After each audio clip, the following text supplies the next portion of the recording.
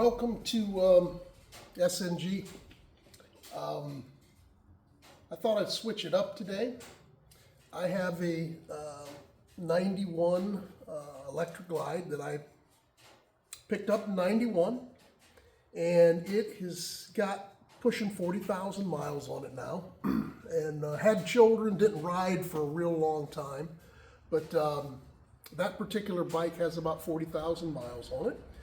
And the Evolution engine, these years, one of the things that they kind of is the weak link of the chain on the 80 cubic inch anyhow, is the tappets or the lifters. And the tappets and the lifters, one and the same in my book. What happens is the roller, this is the lifter, this is the roller that rolls on the lobes of the cam, and they get worn and they're prone to these small needle bearings rolling out of these things and wiping out a oil pump and trashing your engine. So everyone says, hey, make sure you get these before you get up into 50,000 miles. And some of them, you hear the horror stories of some of them going bad at 30 and some of them last until 80. So I figured it was time. I don't want to take a chance. So this is the reason this project started, was to change these. So to get that accomplished, one of the things is, what brand do I buy? There's so many different brands. I went with fueling, and I went with fueling because I did some research. I've used S&S. I've used fueling. This is the second set of fueling, but I haven't done it all that much. A couple times. So I chose fueling, and so to get these guys in, you have to first of all open up your cam chest. So you're going to need cam chest gasket.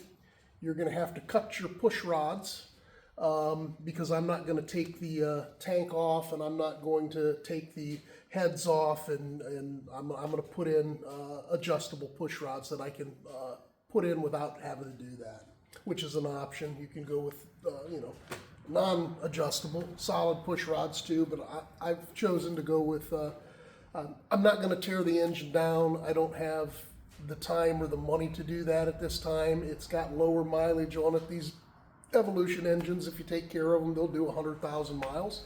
So I think this will take me on to bigger and better places, hopefully.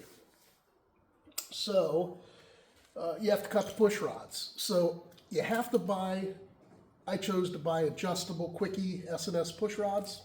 You have to have the gaskets. You have to have new gaskets to go in the push rod tubes. You have to take your tappet blocks off to be able to change your tappets. So you need tappet gaskets. You need your timing gasket for your ignition. And that all came in a kit. So we've got that kit. We have push rods. We have tappets. I have to take the muffler off. So we've got some gaskets for the muffler and our exhaust. And I don't have a clue what those white things are. It doesn't show it in the parts. I don't know what it is. It looks like a cap. It looks like a cap that would go on a 1/2-inch black pipe to keep the threads from getting dinged up, is what it reminds me of. But anyhow, if anybody knows what that is, let me know. Obviously an oil filter and oil, you'll need that. And that's pretty much, the next thing you need is, while you're in there, they had a cam bearing. That cam bearing, like in 1992, I think they went from a Torrington bearing, which is a good bearing, to an I&A bearing. An I&A bearing is a bearing that wasn't as good, and it was trashing engines also. So that happened in 92 from what I understand. So I'm also digging into this thing to find out if I have an INA bearing or a Torrington bearing. I think it's a Torrington bearing. But the fact that these bearings are like 14 bucks, I'm going to replace it anyhow. So there's a whole story behind this. So this cam bearing, and by the way, I'm just rambling. So if you're not into Harley history or, you know, some of the options that you have,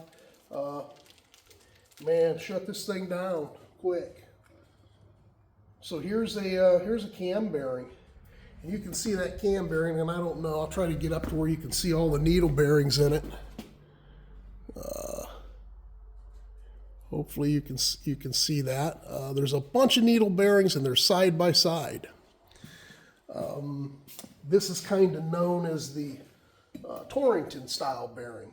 The bearing, the INA bearing had a little space. They had half of the needle bearings and little, you know, just there was a piece of metal that went across, and then they put a bearing and a piece of metal and a bearing and a piece of metal, and it had a little, you know, it just wasn't as beefy. So that is, I want to make sure that I have the right, that I don't have a INA bearing in that. So I went to find my Torrington bearing,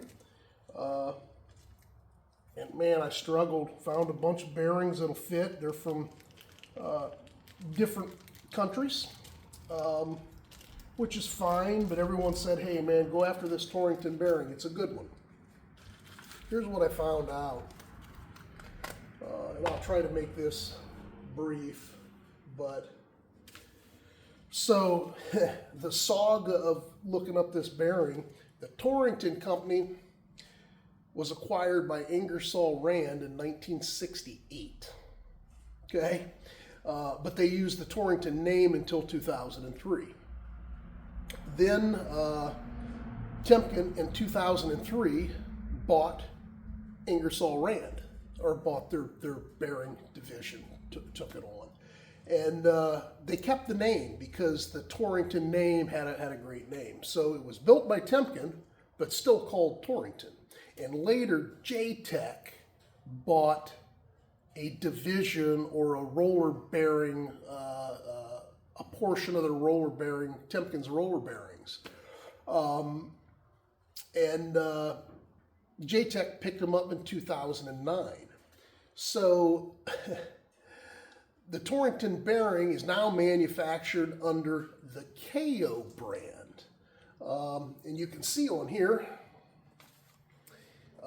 and KO is a subsidiary of J-Tech. And, you know, I think I had to look that up, figure out what subsidiary is. Most of you probably know, but subsidiary is, you know, it's less than.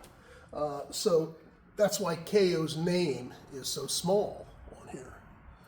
So it's actually built by KO, but it is J-Tech, right? The KO brand, the J-Tech manufacturing company, and it is a straight up Torrington bearing, Timken bearing, made in the USA, and it's supposed to be a good one. So if you're looking for that bearing, this bearing number for an 80 cubic inch Evolution engine is a B-138 needle bearing. So that took a little bit of research. And I've been using, I don't know if you all are using IA. I think it's, I don't remember what it is, what the name of it is. I'm not using the Google one. I'm using the one like with the white symbol. And watch them and their model numbers. They give you a lot of bad information, but they're cool because they will admit. You'll say, "Are you sure that this number isn't da da da da?" And they'll say, "Oh yes, you're right. I'm sorry." And I think because it's AI, it can actually learn and become better. But that's a whole different story, right? So I'm gonna change that bearing. Well, to change that bearing, I have bearing pullers for twin cams, but I don't have one for the Evolution. So I had to, you know, it was like, okay, now do I want to buy another tool?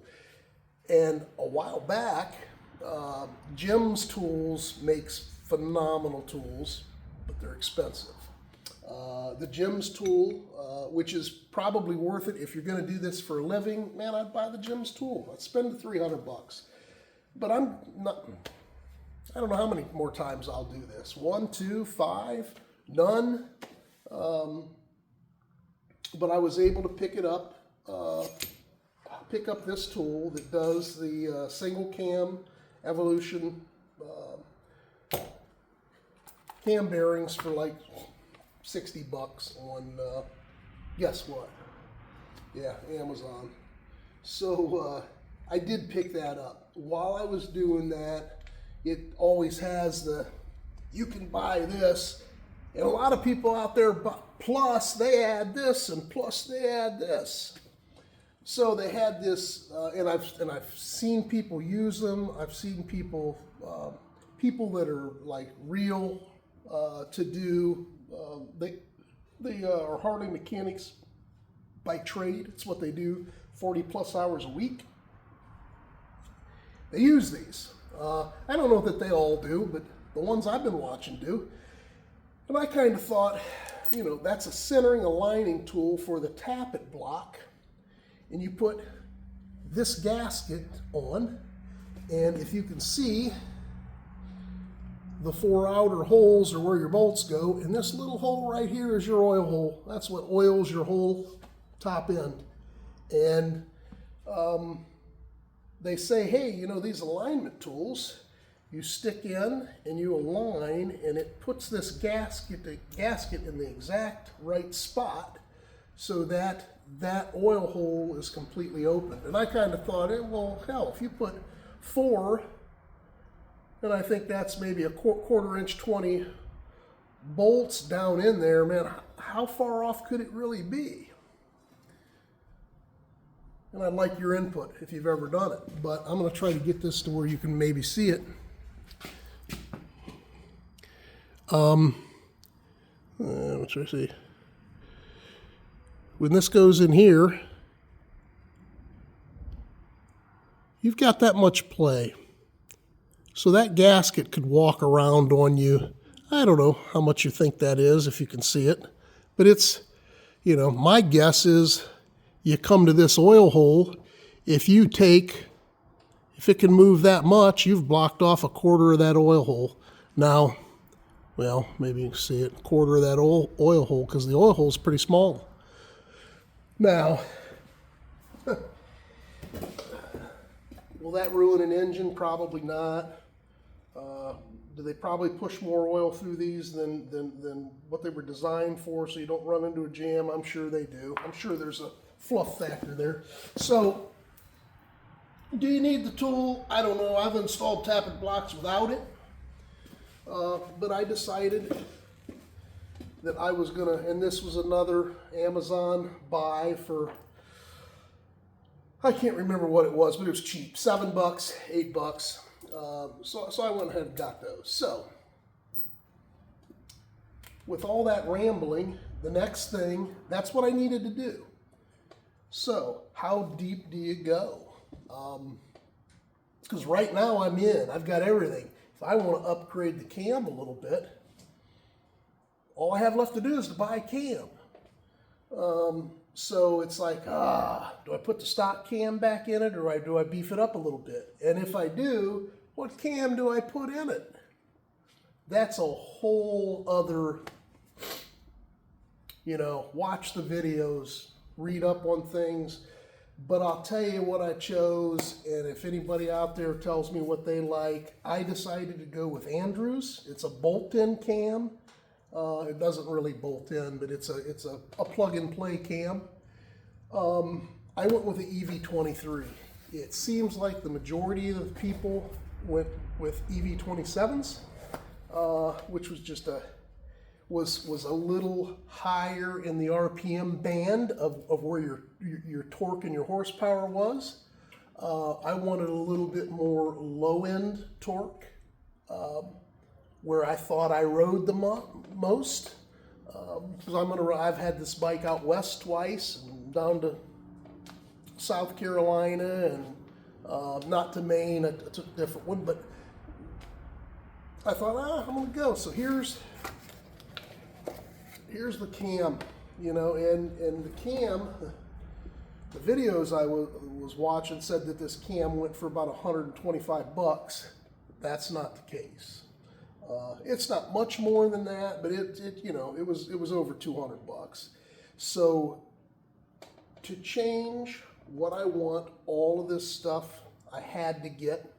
Less probably I could have went and borrowed a tool or something like that, but I figured I'd get them, you know, one for myself. But I'm going to get this. So one of the things that I have to do with this, believe it or not, is press my old gear off my cam and press my cam gear onto this camshaft.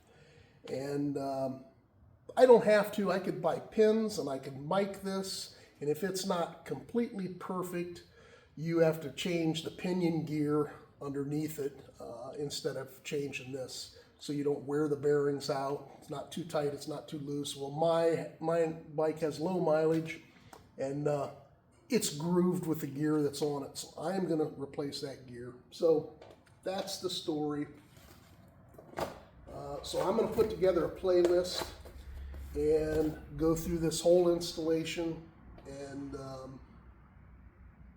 have a little bit of fun. So, and hopefully have this thing on the road. I'm in the middle of this panhead. I'm almost finished. I'm getting real close there. I need some springs for the pogo seat because I'm a fat ass. I need some heavier springs. Even though I call my buddy Jones a fat bastard. Throw the seat on it. I think I'm ready to take it off of the table. Start to kick it. I will show when I kick it. Because I'm curious, you know, I hope it starts, and it'd be great if it start, you know, 3 prime kicks, 4 prime kicks, and a start kick would blow my mind, but I'm not anticipating that. But we'll see. Might be 2 kicks that might not start at all. So we'll get that one on the road. We're finishing our buddy Doyle's Ultra Classic 2007, and we're getting ready for a short jaunt. Hopefully he'll be able to make it, and warm weather's here. So thanks for watching. If you've already subscribed, thank you. If you haven't, consider it, and enjoy your day. See you.